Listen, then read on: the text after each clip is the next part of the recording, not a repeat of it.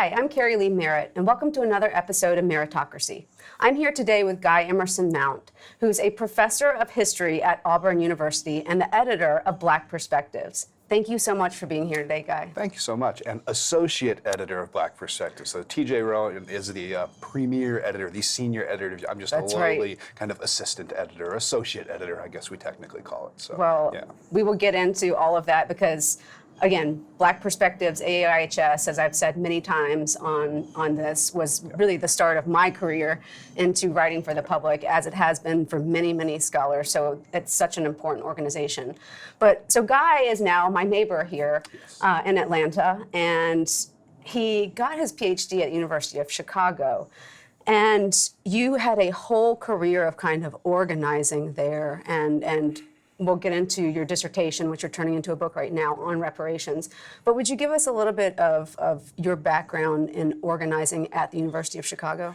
It's interesting, actually, because I almost arrived at the University of Chicago at the perfect/imperfect time to do this sort of thing. I remember asking when I first was accepted to schools and went to their history days and tried to decide where I was going to go. I asked grad students there, hey, what's the state of campus activism, you know, at this moment? And they're like, oh, there's nothing going on. I mean, this is not a place for that. It's a very serious place, and there's no activism, which struck me as strange because I knew Black Chicago has an amazing organizing tradition and some of the most powerful, dynamic, and just historic organizations, you know, began and exist today in Chicago. And so, but when I arrived, it was 2011, which is right at the start of the Occupy movement. So my first kind of inlay when I landed on campus to try to get the feel of the land, Occupy started off. So I was part of the team that started to organize in campus kind of around that occupation kind of technique and set of methods. So we had various occupations on campus. I went through this whole thing to try to get a registered student organization to be able to get some money from the university in order to push Occupy forward. And then that kind of rolled into some of the Occupy the Hood movements that started on the south side of Chicago. So I was working with a lot of the Black-run organizations that were able to kind of take control of the Occupy narrative in many ways and reframe it around things like squatter movements and resisting evictions and occupying space in local communities that were being, you know, where people were being pushed out. So that was kind of the starting point of the activism. At the same time, a graduate student union was also happening. So the graduate students were in a very, very early phase. They'd had a pseudo-union for a while and had been kind of pushing and moving towards a unionization campaign. But when I arrived on campus, that was also kind of gearing up and ramping up. So I was very actively involved as kind of a, you know, departmental organizer working with the graduate student union in order to get the University of Chicago to recognize grad students as workers. Those two campaigns kind of, in many ways, Occupy is still around, and they did a really great move in Chicago in that what they did was they kind of officially disbanded Occupy, or at least the Twitter account kind of disbanded in order to make space and kind of give credence to the Black and brown organizations that were doing the actions on the ground. And that's the thing, Occupy usually gets kind of pigeonholed as this kind of white, you know, thing that they saw on the news, but in Chicago at least, in every city, you know, Occupy took kind of a different road. In Chicago, they did a really smart move in terms of there'd be an organization, a Black-run organization, We Charge Genocide, for example, right? They would do this amazing action, and the news would pick it up and say, oh, Occupy did this, because a couple of people might have an Occupy sign, or Occupy was kind of still in the news.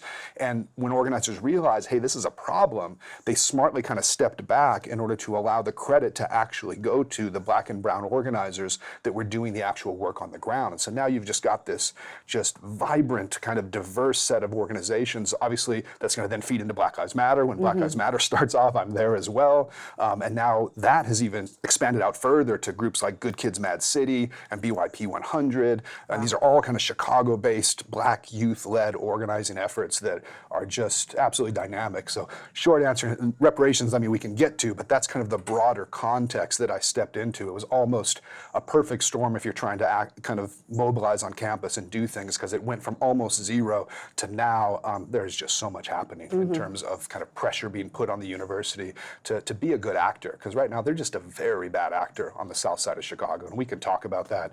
But the reparations campaign, in many ways, it's part of a much broader context of kind of Black Chicago trying to negotiate and navigate this incredibly powerful institution that has so much control over people's lives on the south side. So, yeah.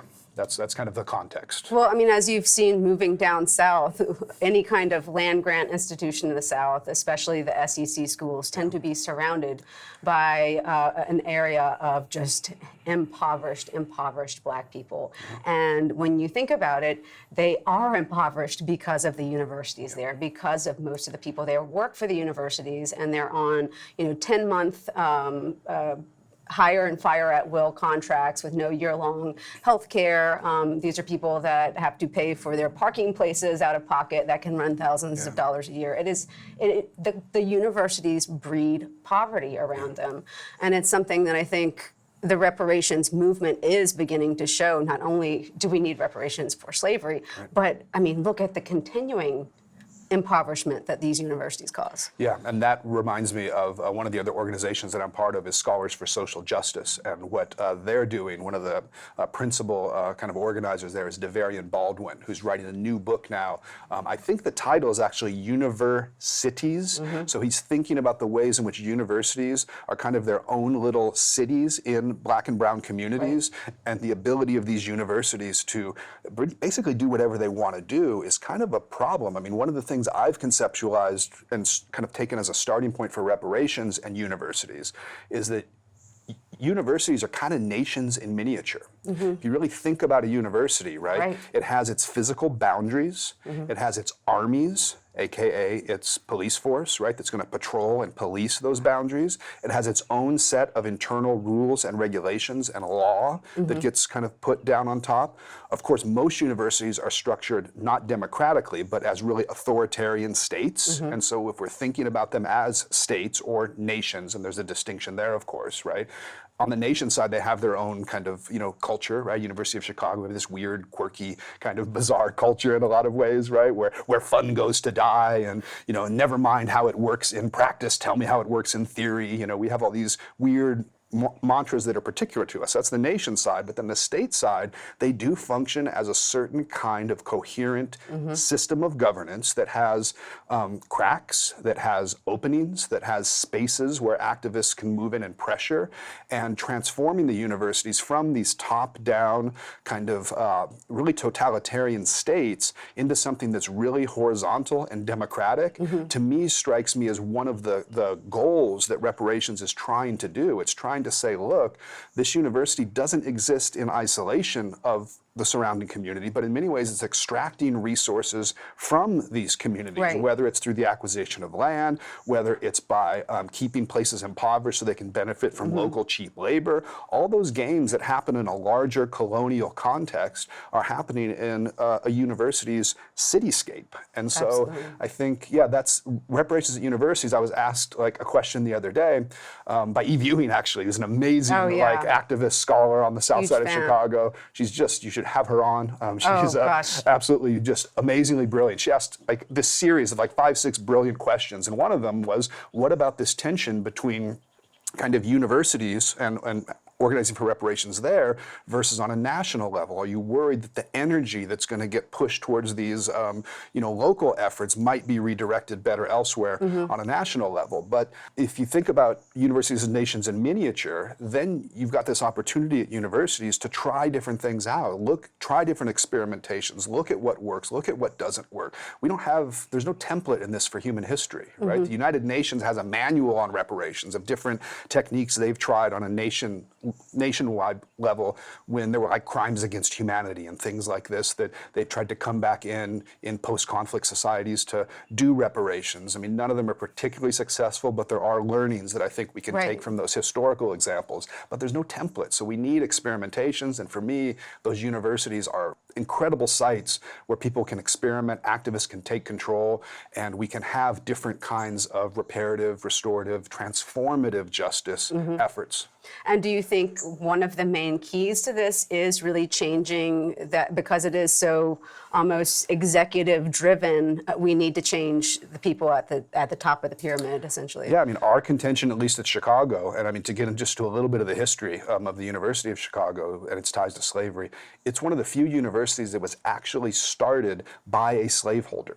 And its original endowment came from a single slaveholder, which is Stephen A. Douglas, who most people know from the Lincoln-Douglas debates. But one of the things most people don't know is that, well, they don't know he started the University of Chicago, number one, but they also don't know he was a slaveholder when he did that. He actually owned a 3,000-acre cotton plantation in Lawrence County, Mississippi, with 123 enslaved peoples. And he wasn't just any slaveholder, he was a brutal slaveholder. Right. I said the other night, this kind of slavery he practiced was brutal by brutality's standards, because other slaveholders in the region commented on how many enslaved peoples were dying and being worked to death on his plantations. That's where he extracted the wealth to donate the initial 10-acre site that started the University of Chicago in 1856. And so when you think of it that way, who owns the University of Chicago? I was listening to David Graeber the other day, great kind of anarchist, political theorist, anthropologist, and he's saying it's a really weird thing that when we say the university today, we mean the administration when we say that. We mean a very particular subset of the ruling class of the university, and we think that they own it, and they think that they are the university in toto, where 50, 60 years ago, if you said the university, what you meant was the faculty, the students, the staff, the workers, the community, the whole thing. The nation. And exactly, the nation, right? You meant the nation writ large. So what we've had is the neoliberalization and the corporatization of the American university. It should scare the hell out of us. And this is something we need to actively organize against, get control of those resources, because my position is that whole university belongs to Black Chicago at this point. That's who built it from the beginning. That's who should be in control of it. And at the very least, if Black Chicago doesn't have an interest in running the day-to-day operations of the university, our position is that Black communities need to have a hard veto power over anything, any major decision that's happening at the university in terms of expansion. Right. The Obama Presidential Library, activists are fighting for a community benefits agreement. They shouldn't have to fight for that every single time. They should have a blanket veto over a project like that the university, because of its ties to slavery, should not be able to move forward on a project like that without the sign-off of the community writ large, right? And that requires the building of all kinds of new democratic structures. It requires a whole bunch of organizing. It requires this whole transformation in the way we think about how universities are supposed to operate. I went to a meeting with a trustee of the University of Chicago very early on, and this guy just laid it out to me, and it was brutal. He said, look, we look at students as our customers, and we look at the faculty as our employees, and we look at the administrators as our CEOs, and we, the trustees, we're the shareholders. We own this university, and that's how we're. And I was like, you're actually just saying this, and it's such a warped, ridiculous vision that is so far from what a university can and should be, but that's where we are, and that's what we need to fight against. Right, it's a complete philosophical difference of what the university's aim and purpose is. And there's just no pretense anymore.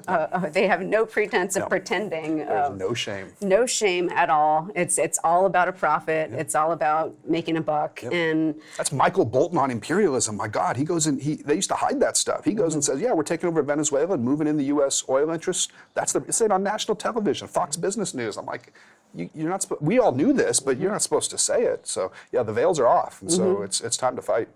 And now I wanted to mention, because a lot of times I talk to people who are non-traditional students who have gotten PhDs on this program.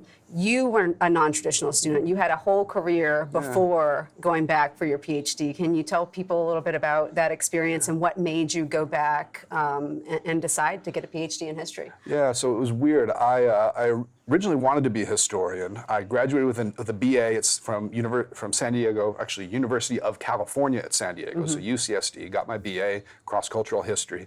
I immediately then went into an MA program for history and started down that road, met my wife. Life happens, and I needed a job, right? And history was not going to pay the bills. I was kind of looking at the prospects of graduate school. I was probably not ready at that point. That's the other thing too, in terms of non-traditional students. When you go out into the real world and you organize, you fight, you try to build other things, you try to engage with the world. I think you get a certain perspective that when you then go back to graduate school, you have that. So I started the MA, I effectively dropped it to get married, have kids, went to work. Interestingly enough, went to work in the belly of the beast because I needed money, and I happened to run into somebody's friend who's like, yeah, I work at Wells Fargo, I can get you a job at Wells Fargo. And I'm like, yeah, I need money, I mean, whatever, just get me a job. And so I get into Wells Fargo and start kind of working literally as a banker, right? And I paid a lot of attention. I was, to a certain extent, thinking about the ways at that point in which capitalism could maybe be transformed, maybe be kind of, reoriented towards something more equitable, right? And the conclusion I came to working in banking all that time, I was there for like the crash of 2008 and all of that, was that like, yeah, this system is just fundamentally broken, right? Having seen it on the inside, having seen the way that the wealthy kind of operate, I ended up running my own business and doing all of those things, and I'm like, as much as I tried to, I was doing kind of real estate work and real estate development. We said we were trying to democratize the world of real estate development. And then I started to read more and realize that no, private property itself is the problem, right? We need to be abolishing private property, not thinking about ways in which we can, reinstitute it and try to make it more equitable. We're all on Creek land right now as we speak, right? We claim ownership and do all these legal methods with the state, kind of securing our claim through all these threats of violence. I think we need to go back to that era where private property is dramatically rethought, if not, I think, outright just kind of abolished. I don't think we're going to get anywhere under this system of racial capitalism. When you realize how racial capitalism is functioning, we have to be able to imagine new alternative ways for people to occupy space, for people to live and have homes, and think about housing as a human right rather than kind of an ownership. So because I was doing that work, I was literally building homes for people, and you think, oh, that's great, and you're doing work, and it is, but at the same time, we need to rethink a lot of the underlying assumptions and the ways in which that whole system of racial capitalism needs to be undone. So I went, I guess you could say, maybe from a reformer to someone who realized that no, we need to abolish a lot of things that exist rather than just reform them. Well, that's a fascinating road to get to the PhD. And so we will be back with Guy Emerson Mount right after this break to talk about his dissertation, which he's turning into a book right now. He's talking to a bunch of different presses. So some really interesting stuff. Stay tuned. Merrittocracy. Hit subscribe. Thanks.